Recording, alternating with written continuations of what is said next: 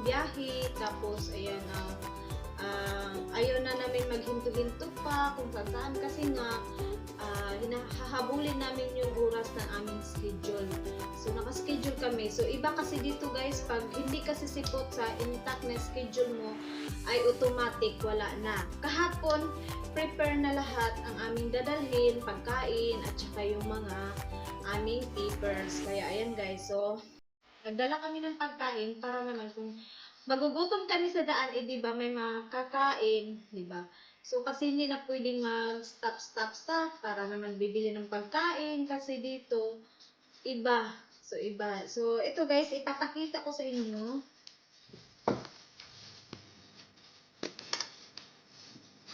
So, ito, may baon kaming juice. Ayan, juice talaga. And water. So, ito lang talaga yung binabaon namin. So, syempre naman, meron kami dito tumbler. So, i-refill lang namin dito ang aming water. At saka, meron pa kami isang tumbler para sa juice. So, ayan. Ready talaga to guys.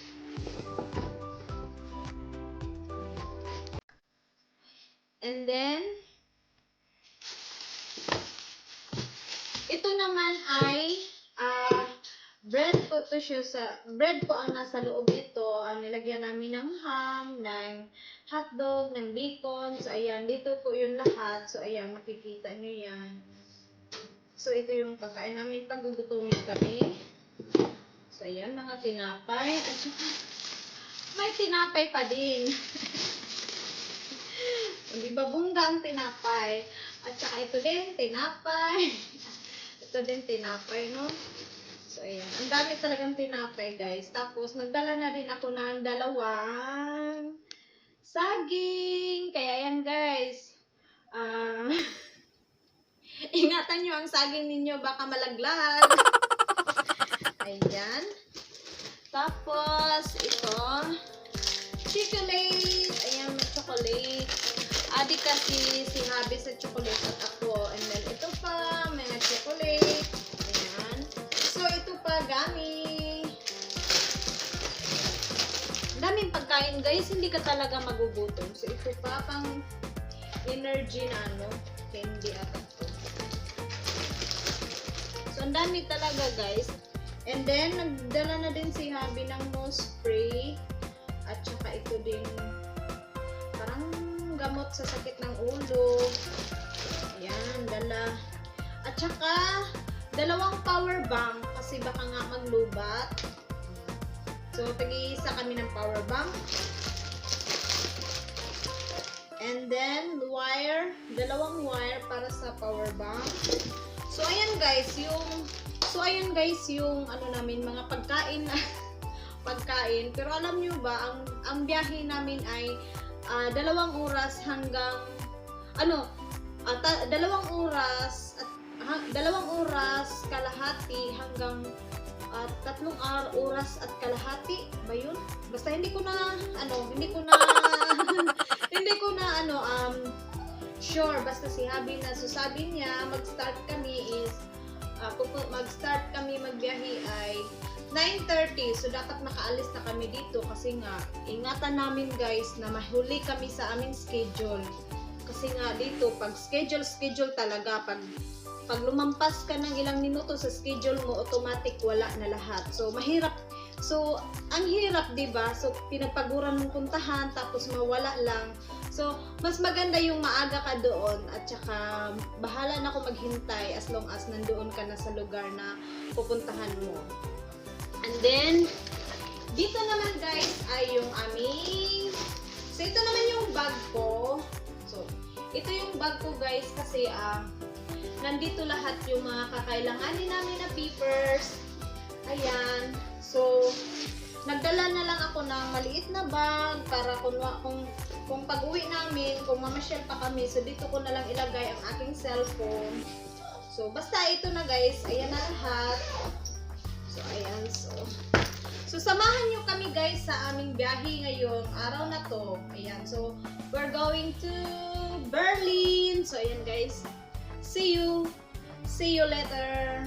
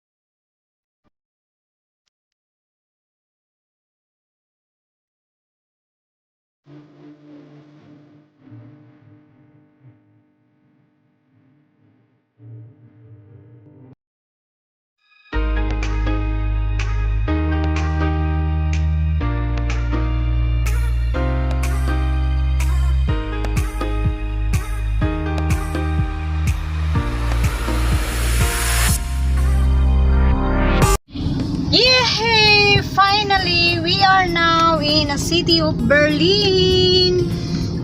So we are here, guys, in city of Berlin. So, ayan, papunta na kami doon sa Philippine Embassy. Ang gaganda dito, guys. Oh. So ayan, guys, nandito na kami sa city of Berlin.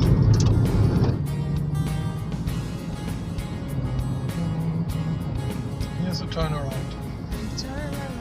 We have to drive straight.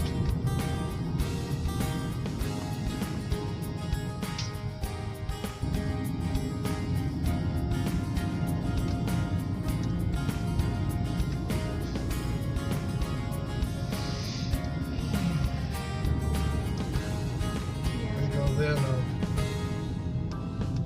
It's like straight out of the turnaround.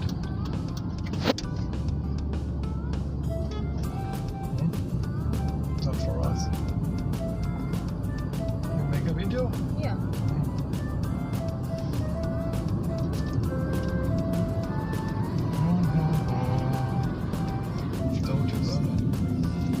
Oh yeah, look here, many signs.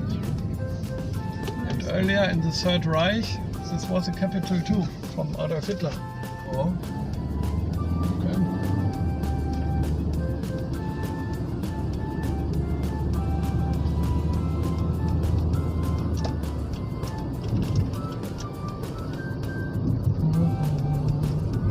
Maybe we can take a picture there later.